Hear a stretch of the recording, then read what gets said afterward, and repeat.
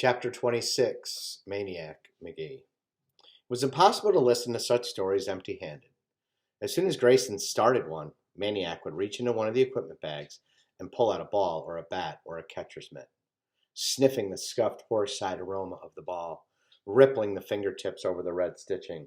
It's hard to say how these things can make the listening better, but they do. And for Maniac, they did. And of course, as what happens with baseball, one thing led to another, and pretty soon the two of them were tossing a ball back and forth. And they were outside where the throws could be longer, where you could play pepper on the outfield grass of the Legion field, the old man pitching, the kid tapping grounders, where you could shag fungos, the old man popping high flyers and the kid chasing them down. And now the stories were mixed with instruction. The grizzled, rickety coot showing the kid how to spray liners to the opposite field, how to get a jump on a long fly even before the batter hits it, how to throw the curveball, stiff, crooked fingers that grappled clumsily with crimpet wrappers curled naturally around the shape of a baseball. With the ball in hand, the park handyman became a professor. As to the art of pitching, of course, the old man could show and tell, but he could no longer do, except for one pitch, the only one left in his repertoire from the old days, and he called it the stop ball. And it nearly drove Maniac goofy. The old man claimed that he had discovered the stop ball one day down in the Texas League, and that he was long gone from baseball when he perfected it.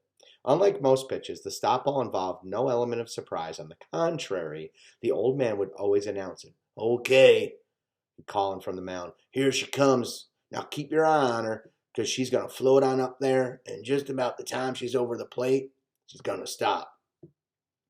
Now, nobody else ever hit the plate. She's going to stop. Now, no one else ever hit it, so he wasn't worried about it. And it's no shame to whiff on the stop ball. And then he'd throw it. Well, of course, Maniac knew that most, if not all, of that was blarney. And just to make sure, he watched that ball extra carefully. There sure didn't seem to be anything unusual about it. Not at first, anyway. But as the ball came closer, it did somehow seem to get more and more peculiar.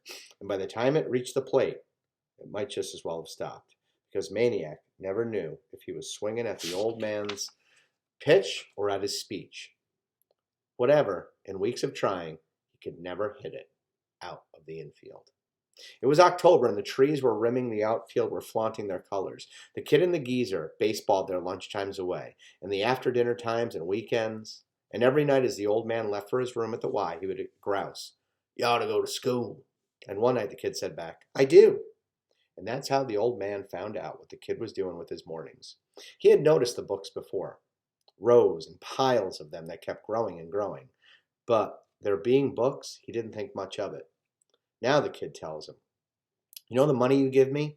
Each morning he gave the kid 50 cents or $1 to get himself some crimpets. "Well, I take it over to the library. Right inside the door, they have these books they're selling, cases of them, old books they don't want anymore. They only cost 5 or maybe 10 cents a piece." And he pointed to the piles. "I buy them."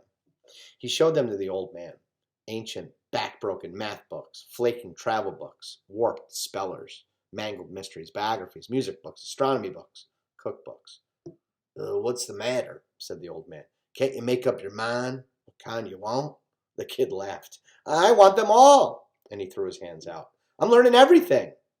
He opened up one of the books. "Look, this is geometry. These are triangles." Okay, they're isosceles triangles. They have 2 legs, and do they look equal to you? The old man squinted and he nodded. "Okay, but can you prove it?" The old man studied the triangle for a full minute. If I had a ruler, maybe." "No ruler." The old man sighed. "I guess I give up." So the kid proved it. Absolutely dead center proved it. 2 days later, while playing pepper in the Legion infield, the old man said to the kid, "So why don't you go ahead and teach me how to read?"